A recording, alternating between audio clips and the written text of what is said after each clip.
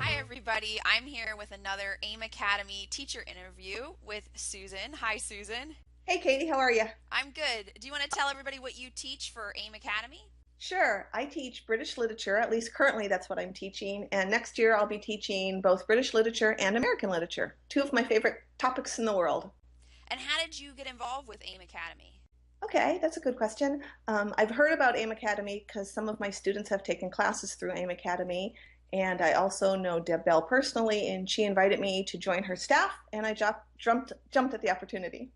Yeah, my mom has kind of found all of her favorite teacher friends and recruited them for AIM Academy. And you taught before coming online, right?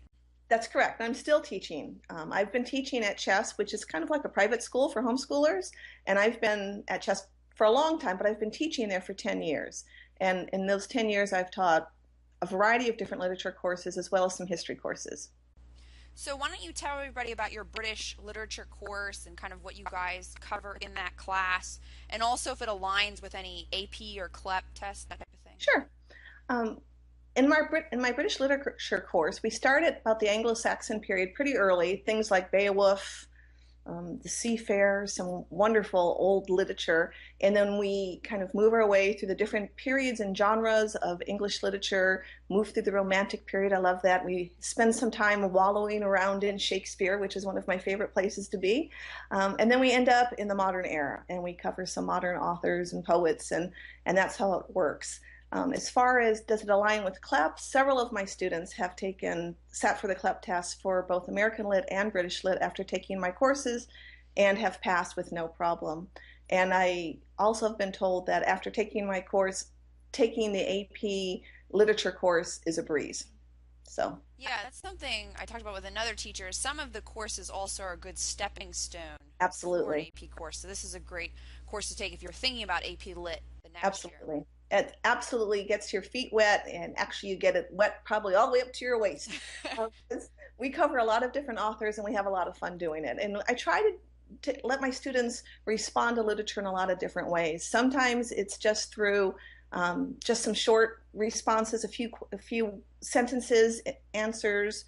Other times it's longer essays, and then about 2 or 3 times a year we do a longer interpretative paper, which can be anywhere from 6 to 10 pages, where students get to choose a topic of something we've covered. It can be an author, it can be a genre, um, it can be a certain style of writing, some topic that's meant something to them, and they can write a longer paper and really do some research and be able to show that they are able to respond to literature in a very analytical way. In addition to writing, I also allow my students or encourage my students to think outside the box. We do creative projects, we do skits.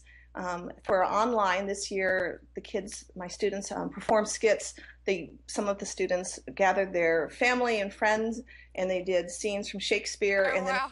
yeah, they recorded them and put them online, and then their fellow online classmates, we all got to watch these little mini performances. It was great. One of my students created a complete suit of chainmail from neck down to his Oh, knees. goodness. One student sculpted Frankenstein's head out of clay, because obviously we're covering Gothic literature, so that's where that came from. But lots of opportunities to respond to literature. If writing isn't your thing, I have other opportunities to respond.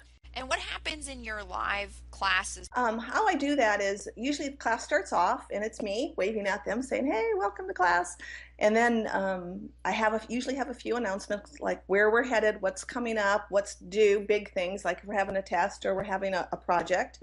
And then from there, I usually ask them if they have questions. So if they had any questions from the reading they did the previous week leading up to our class, then we kind of get started by answering some of those questions. And then my lecture will completely focus on the reading they've just completed. So I move through the lecture that way, and I have a PowerPoint up that has some of the highlights from my lecture. So if students are taking notes along the way, which I encourage them to do so they're prepared for college, they can actually take notes from my PowerPoint, and they can certainly stop along the way and ask me questions, and that's basically how it works. I spend most of my hour actually lecturing and answering questions. Great. Well, thanks so much, Susan. It was great talking with you. You're welcome. See you later, Kate.